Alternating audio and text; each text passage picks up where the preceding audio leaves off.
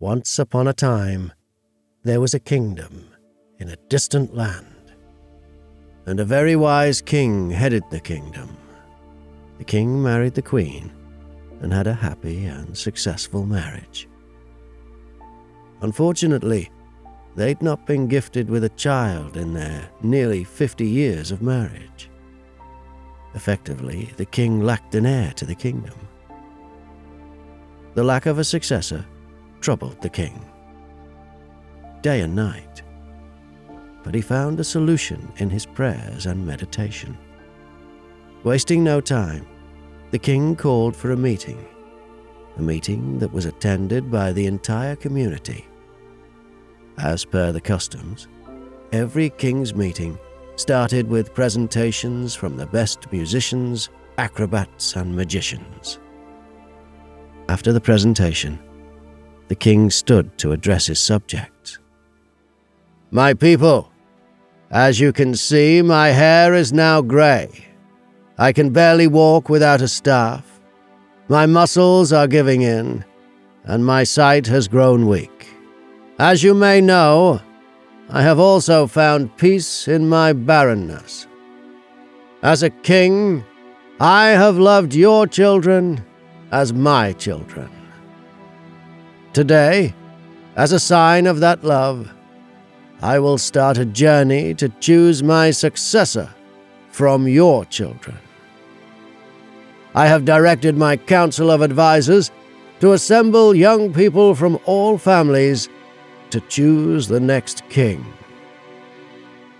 Each of them will be given a seed to go and plant, nurture it, and come back at my time of calling with what they have grown with the seed.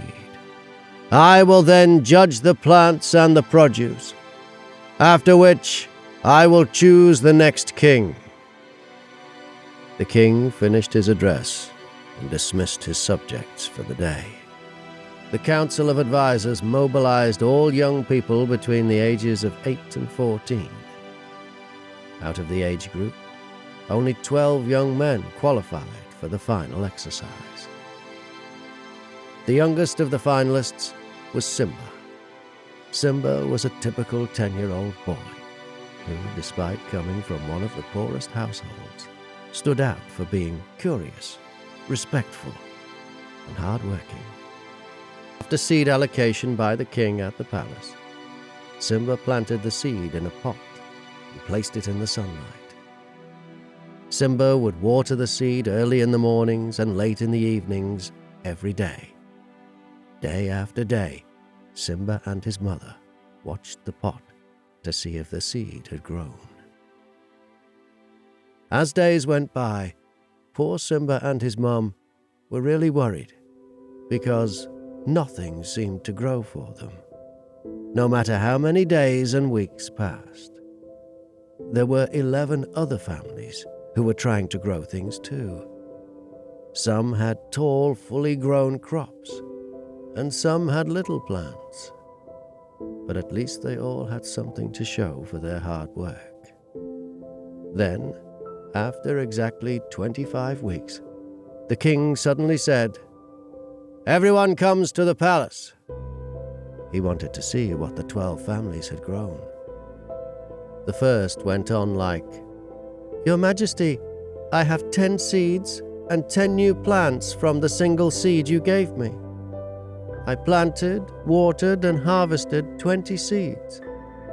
I kept half of the production and planted the other half again." The people cheered with adulation.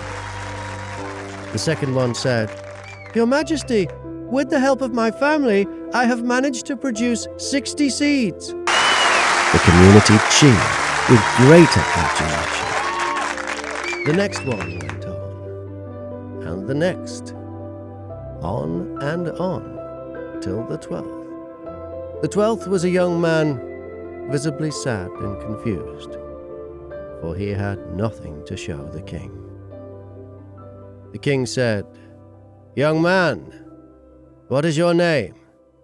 What is your story?" At this point, the community was laughing and mocking him. "Your Majesty, my name is Simba. I planted the seed in this very pot and watered the seed every morning and evening without fail. I have watched earnestly to see the seed grow, but nothing has sprouted from my pot. My mother is my witness. Please forgive me, my king." The crowd was loudly mocking and laughing at Simba. The wise king stood up and said, "Everybody quiet! I've chosen my successor. Simba will be your new king, after I teach him all he needs to know." This made everyone gasp and look at each other with wide eyes. The king then said, "I gave each of our young friends and their families a special seed that had been boiled. All of them, except Simba, swapped my seed for a different one. Simba was brave, honest, and God-fearing. So he kept my seed, watered it, and brought it back. A true leader must be brave, honest, and God-fearing." Everyone was amused by the king's wisdom.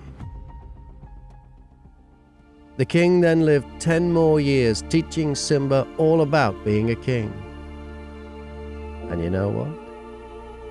Simba ended up being the best king the kingdom had ever seen.